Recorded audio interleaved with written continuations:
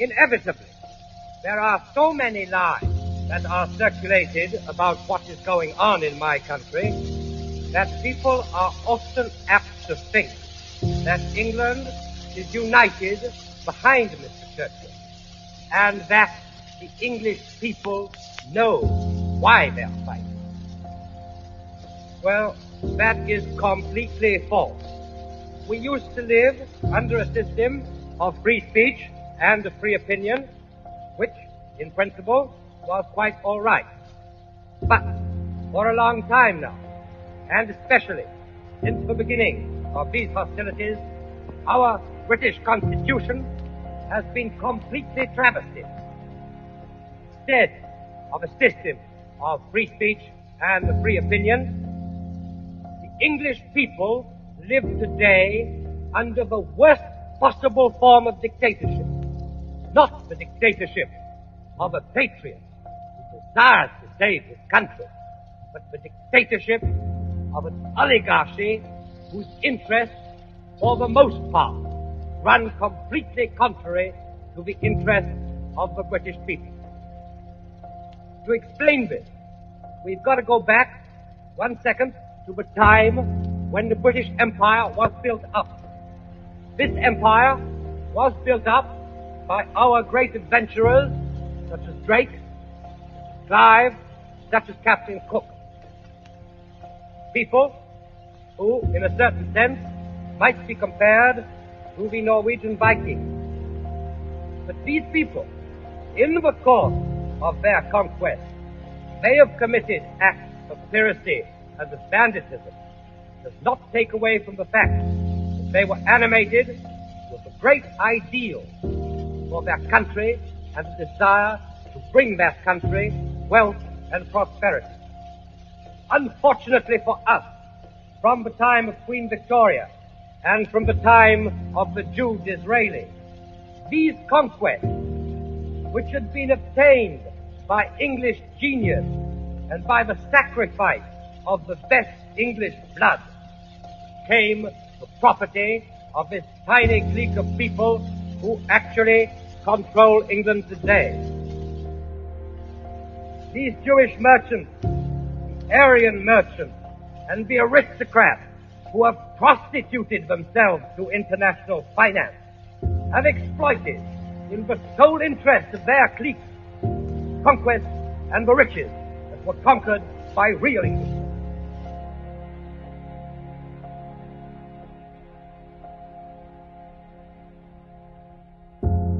One day, the day of reckoning is going to come, when these two men, Roosevelt and Churchill, their friends and the plutocrats, Jewish and Aryan, will find themselves face to face with European civilization that they are at present doing their best to stab in the back, while that civilization is fighting against the horde from the east. Not only will they come face to face with that Europe, with that civilization, but also they will have to explain themselves to their own fellow countrymen, to us Englishmen, whom they have so shamefully betrayed, to the widows, to the orphans, to the crippled sailors, and to the crippled soldiers of what was once the great British Empire. They will have to explain why, when we had everything, when no one menaced us, they plunged us and civilization with us into this hell.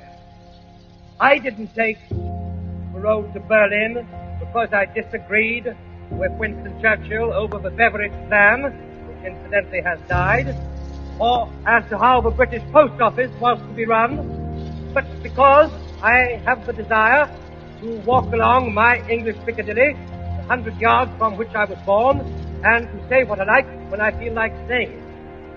What I've done, I shall never regret, because as each day passes by, it becomes more and more obvious that the present war has very little to do with flags, with passports, or with anything that previously constituted a nationality. We are face to face with a war of conception, whether we like it or not, something that can only be compared to the wars of religion of some 300 years ago. There are 70-odd nations in the world, but there are only 3 choices open to us. That of communism, of Judeo-Mongol destruction of this civilization of ours. That of a reaction, of a plutocracy, which hopes to keep in its twisted and blood-stained hands the privileges, wealth it has acquired and stolen from the working classes. Or else, the road many of us have chosen, that of a real revolution. A revolution which is nationalist and socialist. We shall probably have a very hard fight. Never mind. For my part, I refuse to believe that our civilization, which has taken 2,000 years to build up, can perish in front of the conceptions of the Talmud and the wild barbarity of the steppes. And any student of history can see that never has a reaction, an attempt to return to the past, triumphed over a revolution which was young and active.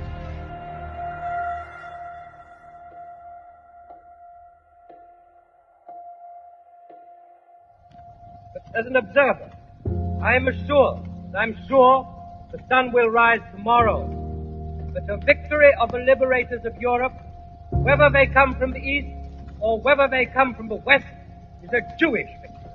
And that victory is the end of our civilization, the end of Christianity, the end of 2,000 years aspiration towards something better. And all that will be wiped out and washed out.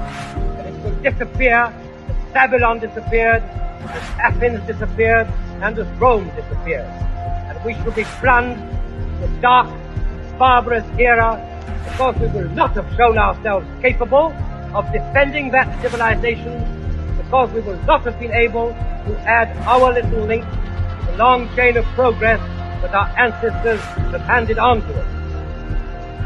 And it's no good remaining in one's house, the smug comfort of bourgeois principles, when the very foundations of civilization are rocking under it.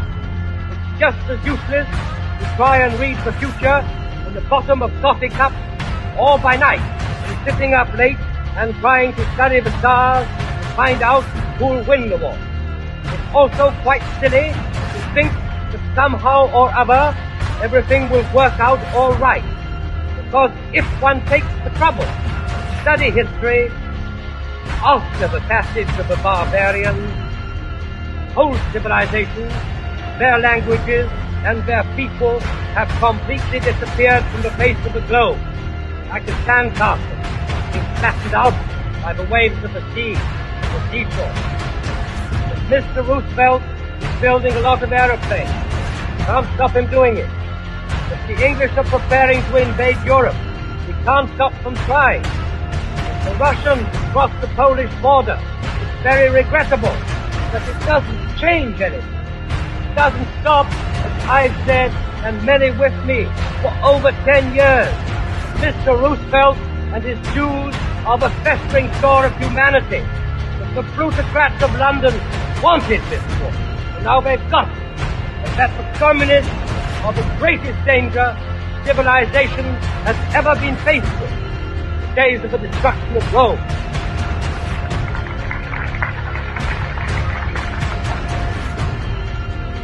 If, ladies and gentlemen, we have not the courage, all of us, to get up and to fight for civilization, or at least to self-civilization, as much as we each individually can, not only will our civilization disappear, not only will we all be dead, but we ourselves, our politicians, our terrorists, our bankers, our bourgeois, our intelligentsia, will only leave to history vague memories of decadent and purblind imbeciles, quarreling amongst themselves unintelligible quarrels and stupidities, face to face with the hordes out of the eastern steppes, face to face with the wild imperialism of Judah.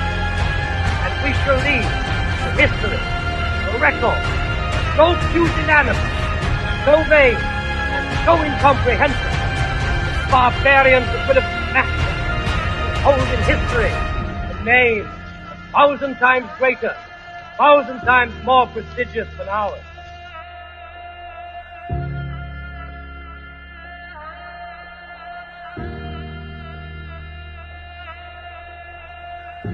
Well, Mr. Amery, that's very interesting and very nice, but you are in Germany, when your country is at war with Germany, and most of the countries of Europe.